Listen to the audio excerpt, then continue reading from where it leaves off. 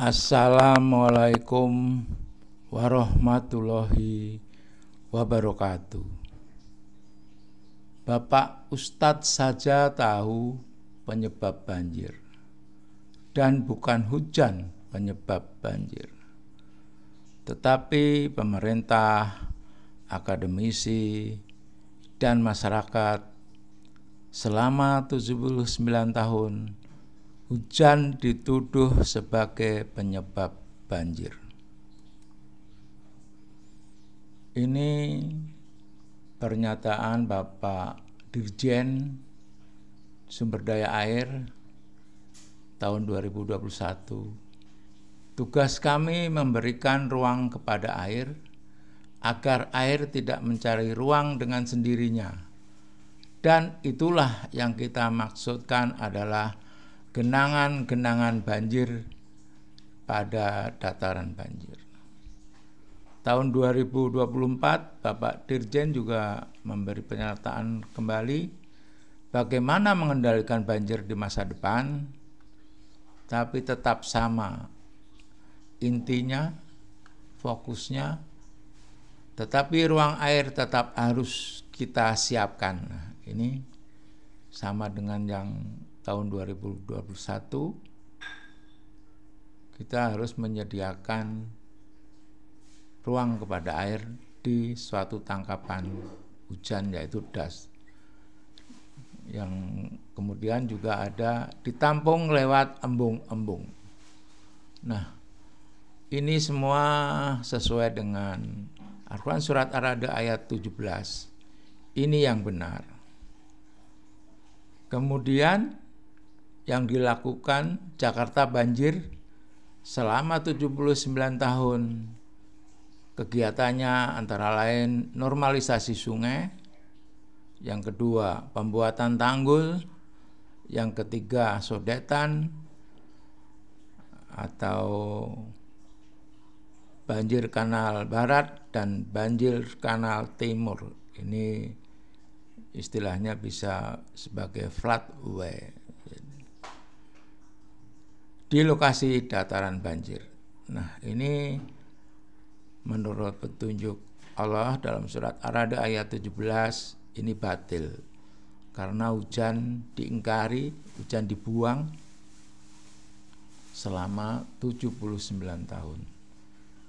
Buktinya sudah saya sampaikan, 6 alat bukti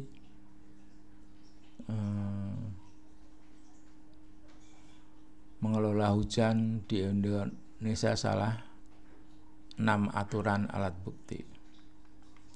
Berikut kita simak tausiah Bapak Ustadz Das'ad Latif.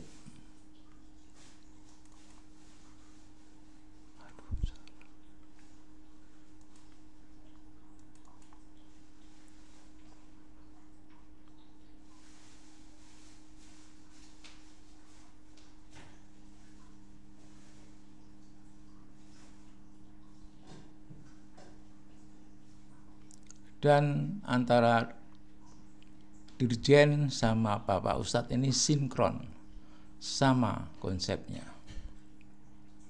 Sendiri menyebut Rabbul Alamin.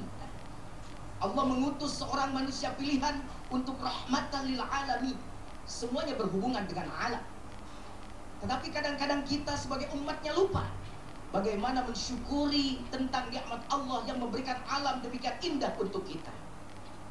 Seringkali kita kalau masuk ke masjid ada tulisan an-nadhafatu minal iman, tapi begitu masuk ke WC-nya bau, karpetnya nggak diganti-ganti, bener gak? Bener gak? Sekalinya tahajud, alhamdulillah langsung hitam mukanya. Ternyata bukan karena rajin, karena kena pasir. An-nadhafatu minal iman jadi jargon ditulis, ternyata tidak dipraktekkan. Tadi kita lihat di dalam tayangan bahwa banyak orang kesulitan air bersih, banyak kekeringan, padahal Allah menciptakan air untuk manusia, tapi kita menganggap air itu tidak harus dijaga. Makanya air turun jadi bencana. Kalau sekarang ada banjir, maka orang teriak di TV One, ini banjir kiriman dari sono, misalnya orang Jakarta. Ini banjir kiriman dari Bogor, Padahal menurut saya mestinya dialog dengan air, ngobrol. Namanya dialog imajiner, tafakur. Hei air, kenapa engkau tidur di rumah aku? Banjir namanya itu. Nanti air menjawab, sebab rumahku dihabisi sama engkau. Terus rumahmu apa air? Rumah aku pohon, daun, dan akar. Ketika puncak di Bogor masih penuh dengan pohon-pohonan, gak ada yang mengganggu, aku tidak pernah turun ke Jakarta. Aku tinggal saja di rumahku di sono, gak turun karena rumahku mampu menampung aku. Tapi sekarang ketika aku turun, aku lihat rumahku tidak ada. Yang ada villa-villa mewah ribuan. Aku tanya, rumah siapa ini? Rumah orang Jakarta, Pak. Mana yang punyanya? Seminggu sekali weekend doang. Makanya aku turun cari rumah kamu. Aku mau nebeng tidur rumah kamu. Begitu kalau air bisa ngomong. Kalau Bang Ebit GAD itu kan bercerita dengan lagunya. Boleh saya bernyanyi? Boleh. Oke, ini saya penceramah yang nyamar jadi penyanyi, atau penyanyi yang nyamar jadi penceramah. Barangkali di sana ada jawabnya. Mengapa di tanahku terjadi bencana? Mungkin Tuhan mulai bosan melihat tingkah kita yang selalu salah dan bangga dengan dosa-dosa, atau alam mulai enggan bersahabat dengan kita. Coba kita bertanya pada rumput yang bergoyang. Du du du du, du du du du, du du du du.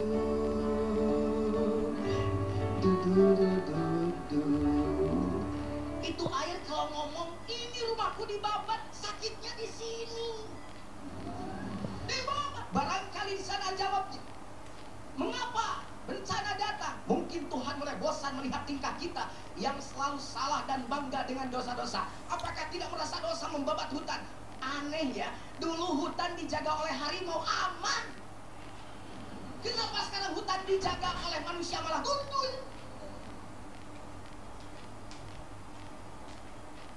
Allah mulai enggan bersahabat dengan kita. Makanya Allah berfirman, wala tufsidu fil ardi ba'da islahiha. Jangan engkau membuat kerusakan setelah aku menciptakan semuanya menjadi baik. Dilarang. Orang berbuat kerusakan itu dilarang. Yang namanya merusak. Sekarang kan orang pandai masuk ke hutan. Nebangnya rajin, nanamnya jarang. Benar. Kerusakan hutan konon 72% dari semua hutan Indonesia rusak. Hanya 32%, hanya 28% saja, dan itu pun masih dipertanyakan.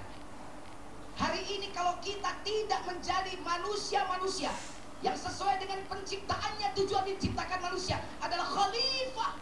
Salah satu tanggung jawab khalifah itu adalah mengatur, menata, menjaga, melestarikan. Barangkali kita sangat salah ketika Allah menciptakan kita sebagai khalifah, pemelihara, pengatur, penjaga, pelestari. Kemudian kita menjadi manusia yang merusak apa yang sudah ditanamkan oleh Allah, yang sudah diperlihatkan oleh Allah, yang sudah dibikin oleh Allah untuk kesejahteraan manusia. Bukan kita tidak boleh mempergunakan kesempatan untuk menggunakan alam ini, tapi proses pemanfaatan alam harus disesuaikan, harus diseimbangkan dengan proses penjagaannya. Kalau tidak, maka tunggu kerusakan alam semesta ini. Jangan hari ini, esok, kemarin juga sudah bukti di mana-mana.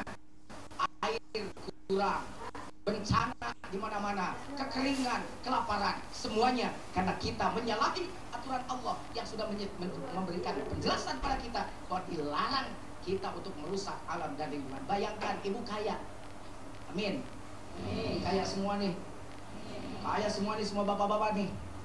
Kaya, mobilnya balata. Tahu balata? Ini kalau di Purwakarta harus dicampur-campur masuk balata. Balata itu apa? Banyak. Rumahnya mewah. Duitnya beratus-ratus miliar.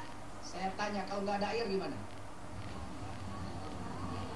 Jangan berpikir bahwa menjaga lingkungan itu tidak hubungannya dengan ibadah mahdoh. Salat itu wajib, mala yatimul wajib illa bihi fahuwa wajibun. Ketika salat wajib, maka wudu menjadi sesuatu yang wajib. Kalau air tidak ada, maka tidak wudu. Oke, boleh tayamum. Tapi kan kalau sama tayamum juga dipertanyakan, berarti rusak salat kita. Kalau tidak bisa wudu dengan baik, maka rusak. Kalau wudunya tidak baik, kalau airnya rusak, maka wudu kita menjadi tidak baik. Ketika wudu kita tidak baik, maka berhubungan dengan salat kita. Bisa rusak salat kita gara-gara wudu yang tidak baik. Bisa rusak wudu kita karena airnya tidak ada. Hubungannya berarti ibadah mahdoh bisa kacau gara-gara kita merusak lingkungan. Baik, Bu, syukuri ya nikmat indahnya Indonesia ini, bener gak? Nikmat Indonesia ini, tiada lagi negeri seindah persada Nusantara. Hutan rimba menghijau, tempat bersemayam burung marga satwa. Gunung api yang tinggi-tinggi menambah semarak persadaku. Lembah karai dan sungai-sungai mengukis keindahan abadi Nusantara. Aku pun dilahirkan di sana. Dah. Ini saya jadi penyanyi terus nih kalau begini nih. Ini saya hanya ingin membuktikan betapa indah negara kita. Bu, saya tanya, kita bahagia nggak jadi bangsa Indonesia nih? Kalau saya tanya, subur mana Timur Tengah dengan Indonesia? Kaya mana kandungan alam Timur Tengah dibanding Indonesia? Nah, di kita mah nanam apa?